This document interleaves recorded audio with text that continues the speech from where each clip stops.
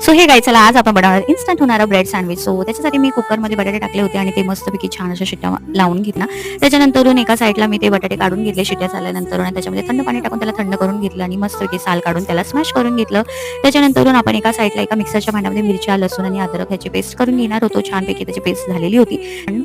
Pan घेऊन त्याच्यामध्ये टाकलं तेल, त्याच्यानंतर जिरा राईची फोडणी दिली छानपैकी, थोडंसं कढीपत्ता टाकला, म्हणजे काय मिक्सरला वाटून घेतलं होतं ते वाटण टाकलं व त्याच्यामध्ये टाकले बटाटे, हळद, मीठ चवीपुरतं आणि त्यानंतरून चाट मसाला सुद्धा टाकून घेतला.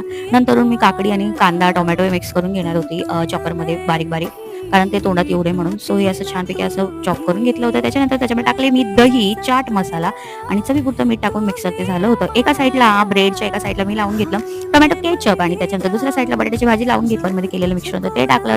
छान असं पॅनला लावलं ते बटर, त्याच्यावरती टाकले ब्रेड आणि मस्तपैकी असे छान असे भाजून घेतले. सँडविच खूप छान असं टेस्टला लागत होतं. चला आपण भेटू नेक्स्ट व्हिडिओ. बाय.